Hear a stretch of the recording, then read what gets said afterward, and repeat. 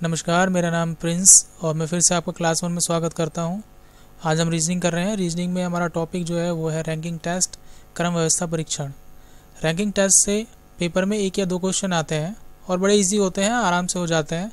लेकिन फिर भी अगर कुछ मोटी मोटी बातों का हम ध्यान रखें तो गलती की संभावना कम हो जाती है। चलिए देख लेते हैं। उदाहरण नंबर 1 लेते हैं। 30 छात्रों की एक कक्षा में गुंजन तथा त्रिलोकी ऊपर से क्रमशः 13वें और 14वें स्थान पर हैं। नीचे से उनका क्रम क्या होगा। कि पहले एक लाइन लेते हैं, छात्रों की लाइन है। यहाँ पर ये वाला जो स्थान है ये ऊपर है और ये वाला स्थान जो है वो नीचे है। प्रश्न में कभी कभी ऊपर और नीचे की जगह प्रारंभ और अंत दे देते हैं। तो यह ऊपर वाला जो स्थान है ये प्रारंभ है और नीचे वाला स्थान अंत है। ये नीचे वाला स्थान जो है हमारा दायां हिस्सा है और ऊपर वाला हिस्सा जो है वो हमारा बायां हिस्सा है। यहाँ पर 30 छात्र हैं।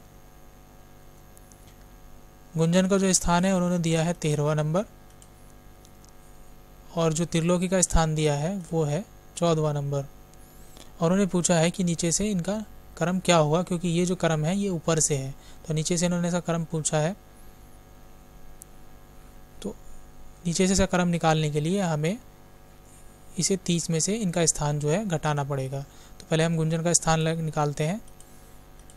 क्या करेंगे हम 30 माइनस 13, यह आ जाएगा 17। तो जो 17 आया है इसका मतलब ये है कि नीचे से गुंजन के पीछे जो है 17 छात्र हैं और जो गुंजन है वो खुद 18वां छात्र है।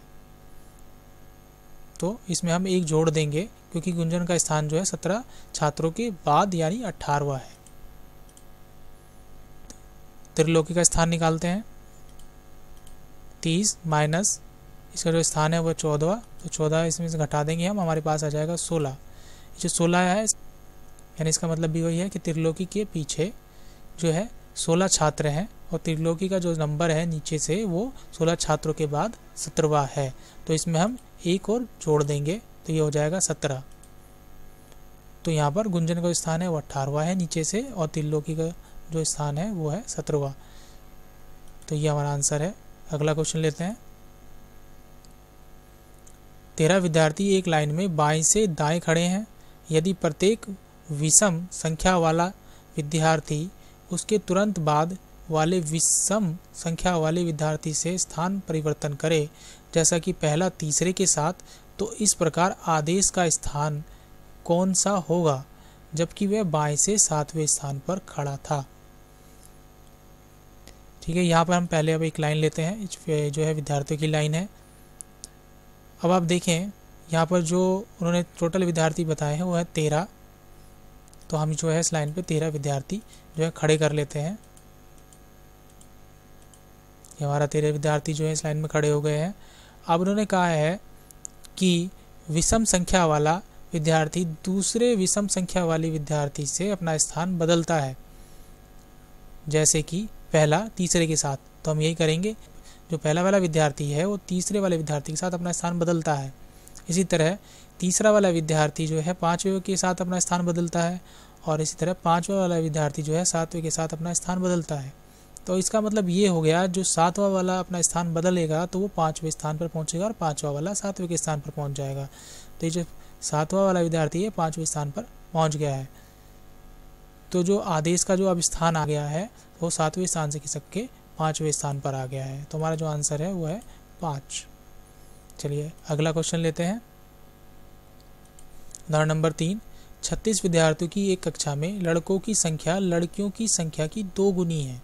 इस कक्षा में 13 लड़के मौनी के पहले हैं, जिसका की कक्षा में क्रमांक जो है 19वां है। बताएं कि मौनी के बाद में कितनी लड़कियां हैं। ठीक, लाइन लेते हैं, छात्रों की लाइन है।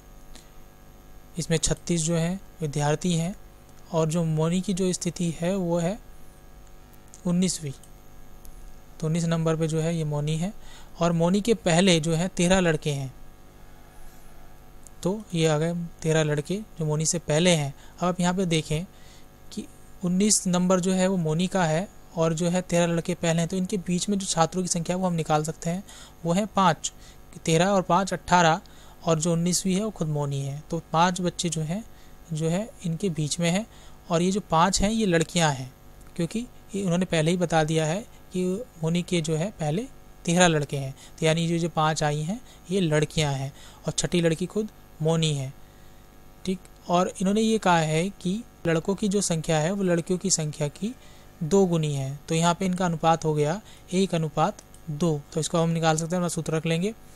36 टोटल जो है विद्यार्थियों की संख्या है, मल्टीप्लाई करेंगे जो लड़कियों की संख्या है और डिवाइड कर देंगे तो अनुपात योग से 2 और 1 3। तो इसे हमने हल किया और हमारे पास आ गया 12। ये जो 12 है ये लड़कियों की संख्या है, तो ये लड़कियों की संख्या आ गई है। अब हमें पता है कि यहाँ 5 लड़कियाँ हैं और छठी लड़की जो है वो मोनी खुद है, तो अब इसमें से हम जो है इसे घटा लेंगे, 5 और 1 6 लड़कियों को हम इसमें से घटा लेंगे। तो मोनी के बाद 6 लड़कियां हैं, तो 6 जो है ये हमारा आंसर है। तो अगला हम क्वेश्चन लेते हैं, उदाहरण नंबर 4। 49 विद्यार्थियों की पंक्ति में हरेश बाईं ओर से 27वां है और उसी पंक्ति में महेश दाईं ओर से 27वां है। उन दोनों के बीच में पंक्ति में कितने बच्चे हैं? चलिए एक लाइन ले लेते हैं यहाँ पर, और यहाँ पे जो है बच्चे यानी विद्यार्थियों की संख्या है वो है 49। हरीश का जो स्थान है वो है 27वां और महेश का जो स्थान है वो भी है 27वां। ये दाईं ओर से है और ये हरीश जो है ये बाईं ओर से है। ठीक, अब यहाँ पे आप ध्यान दीजिए कि जो ऊपर जो दोनों नंबर हैं, हरीश का जो नंबर है और जो महेश का नंबर है, इनको अगर हम जोड़ें तो इन्हें जोड़ने के बाद जो टोटल नंबर ऑफ आएगा वो जो है 49 से ज़्यादा है। 27 + 27 करें तो ये 54 हो जाएगा, जो 49 से यानी टोटल संख्या जो है विद्यार्थियों की उससे ज़्यादा हो जाएगा। जब ऐसा हो जाए तो हम जो है ये एक सूत्र है उसे रख लेते हैं। देखिए क्या करते हैं, इसमें हम इन दोनों को हम जोड़ लेते हैं, 27 + 27 को हम जोड़ लेंगे और 49 उसमें से घटा देंगे। 27 + 27 - 49 और इसमें जो है अब हम 2 जोड़ देंगे। तो जब भी ऐसा क्वेश्चन आए तो हमें क्या करना है कि जो ऊपर वाली दोनों संख्याएं हैं उनको आप जोड़ दीजिए, उसमें से नीचे छात्रों की टोटल संख्या जो घटा दीजिए और प्लस कीजिए 2, तो हमारा आंसर आ जाएगा 3। तो इन दोनों के बीच में जो है 3 विद्यार्थी हैं। तो एक तरीका तो ये हो गया, अगर आप इसे भूल जाएं कैसे करें तो एक कॉमन सेंस लगा सकते हैं कि देखिए यहाँ पर हरेश का जो है 27वां नंबर है और टोटल विद्यार्थी हैं 49, तो टोटल विद्यार्थी में से हरीश का नंबर आप घटा दीजिए तो हमें पता चल जाएगी हरीश के पीछे जो है कितने विद्यार्थी हैं। तो इसको हम घटा देते हैं तो हमें पता चल जाएगा यहाँ पर कितने विद्यार्थी हैं। तो 49 में से हमने 27 जो है हम घटाया यहाँ पर, तो हमारे पास आ गया 22। तो हरीश के पीछे जो है 22 विद्यार्थी हैं। इसी तरह महेश का भी हम घटा देंगे तो महेश के पीछे भी जो है 22 विद्यार्थी हैं। तो अब यहाँ पे देखिए यहाँ 22 हैं तो हरीश का जो नंबर हो गया वो हो गया 23वां, और इसी तरह यहाँ 22 विद्यार्थी हैं तो महेश का नंबर भी हो गया 23वां। अब इन 23 को आप जोड़ दीजिए, तो 23 को हमने जोड़ा, ये हो गया 46। तो अब हमें क्या करना है, विद्यार्थियों की जो संख्या है उसमें से इस 46 को हम घटा देंगे। 23 + 23 को हमने घटा दिया, ये हो गया 46। तो 49 में से हमने 46 घटाया तो हमारे पास सही सीधा आंसर आ जाएगा जो है 3 विद्यार्थी। तो यहाँ बीच में जो है हरीश और महेश के 3 विद्यार्थी हैं, तो यही हमारा आंसर है। अगला उदाहरण लेते हैं, उदाहरण नंबर 5। 79 बच्चों की एक पंक्ति में रमेश बाएं अंत से 27वें स्थान पर है और रुपेश दाएं अंत से 27वें स्थान पर है। बताइए दोनों के बीच में कितने बच्चे हैं। ये क्वेश्चन लगभग वैसा ही है लेकिन थोड़ा सा अंतर है। आप देख लीजिए, ये जो है लाइन है छात्रों की, इसमें टोटल छात्र हैं वो है 79। तो रमेश का जो स्थान है वो है 27वां बाएं से, और रुपेश का जो स्थान है वो भी है 27वां दाएं से। तो देखिए अब जो अगर हम इन्हें टोटल को जोड़ें 27 + 27 तो 54 होता है, और जो हमारे छात्र हैं वो इस नंबर से ज़्यादा है। तो अगर ऐसा होता है कि जो हमारा ऊपर के जो छात्रों की संख्या है उन्हें जोड़ने के बाद जो हमारे कुल छात्र हैं उनसे कम होती है तो उसको हम जो है छात्रों की संख्या से घटा लेते हैं। और यहाँ पर जो है 79 में से जो छात्रों की संख्या है उसमें से हम जो स्थान है 27 + 27 इसको हम घटा देंगे। घटाने के बाद जो है हमारा आंसर आ जाएगा और हमारा आंसर है 25। तो इन दोनों के बीच में जो है 25 छात्र हैं, तो यही हमारा आंसर है। उदाहरण नंबर 6 लेते हैं। सोनू की आयु ऋचा से अधिक है परंतु अन्नू से कम है। सौरभ की आयु सोनू से अधिक है परंतु राम से कम है, तो इन सब में सबसे छोटा कौन है। तो इस तरह के क्वेश्चन में जो कंडीशन दी गई है उसको ऐसा ही रख लें जैसे उन्होंने कहा है। हर एक लाइन के बाद जो एक कंडीशन पूरी होती है दूसरी कंडीशन को अलग सेपरेट रखें। चलिए करते हैं। सोनू की आयु ऋचा से अधिक है, तो हमने पहले रखा सोनू और अपना बड़े के निशान लगा लिया। ये निशान, इस निशान के जो पीछे होता है वो बड़ा होता है, इस निशान के जो आगे होता है वो छोटा होता है।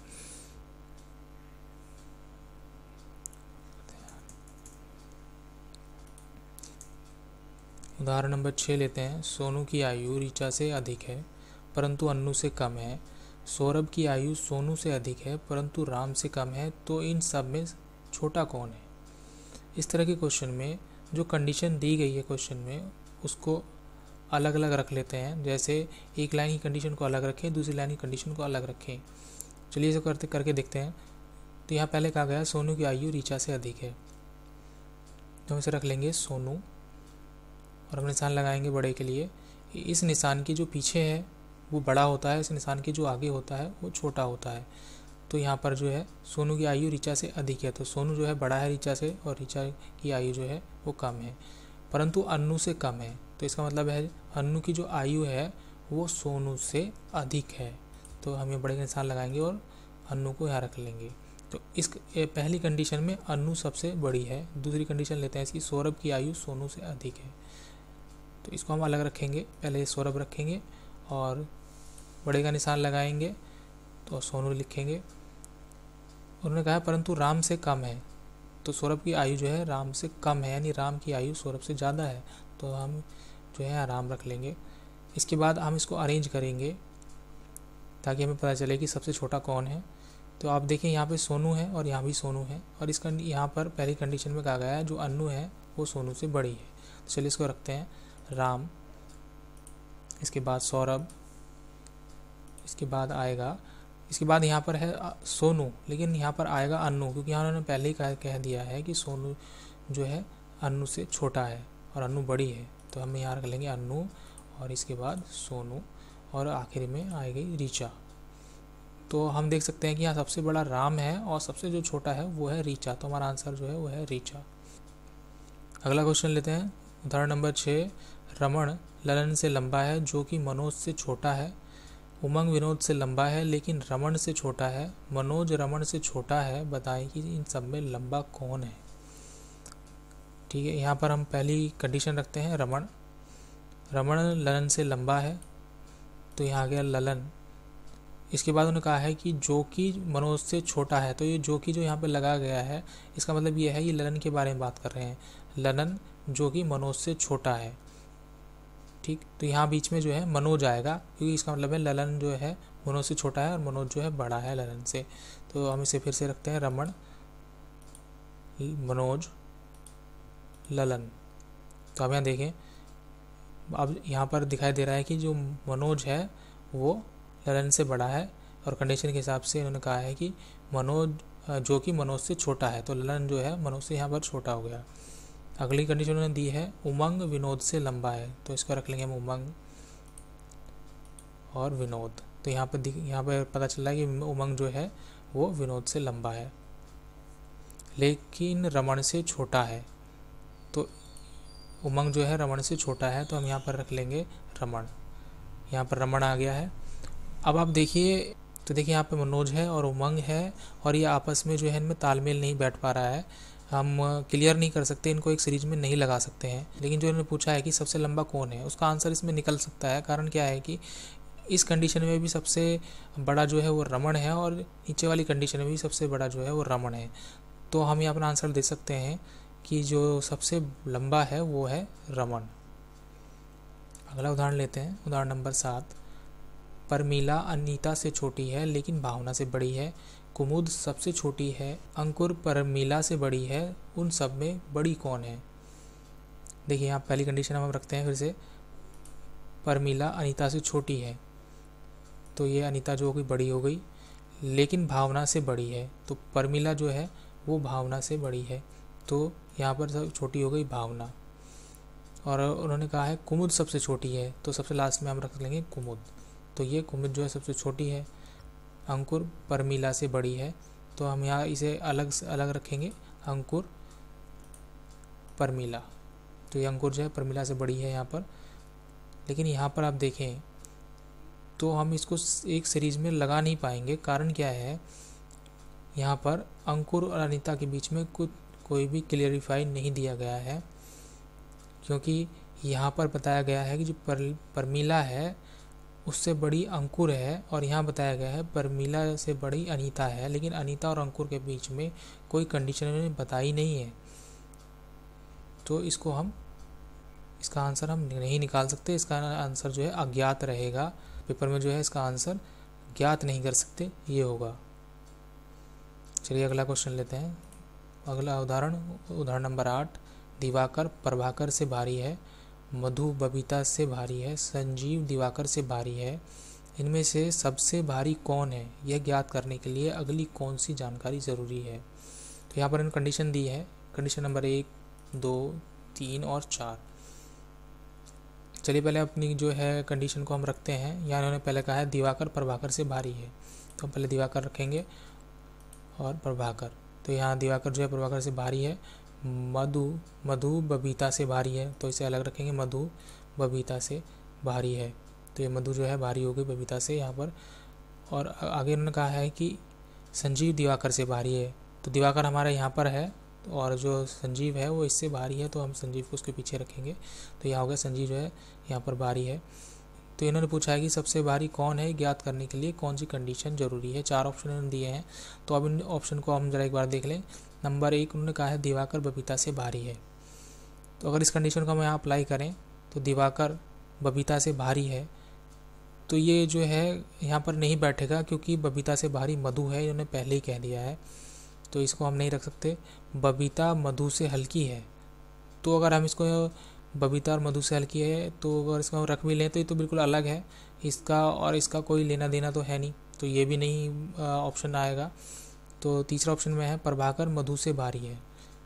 इसको हम अगर यहाँ अप्लाई करें, प्रभाकर जो है मधु से भारी है, तो ये हमारी कंडीशन बन सकती है, ये मधु याद रह जाएगी बबीता के साथ। तो इस तरह हमारी सीरीज़ यहाँ पर इस नंबर 3 को लगाकर जो हमारी सीरीज़ बन सकती है वो ये है, संजीव दिवाकर प्रभाकर, उसके बाद जो है मधु और उसके बाद बबीता।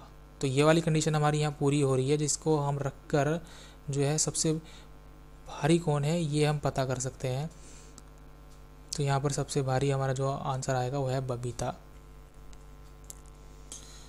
तो आज की हमारी क्लास थी क्लास 1 के लिए। आशा करता हूँ कि आपको ये क्लास पसंद आई होगी। अगर आपको ये क्लास पसंद आई हो और आप अगर और आगे की क्लासेस ज्वाइन करना चाहते हो तो हमारे चैनल को सब्सक्राइब कीजिए, हमारे वीडियो को लाइक कीजिए, शेयर कीजिए, और चैप्टर से लेके हम जल्दी ही वापस आएंगे। तब तक के लिए बाय।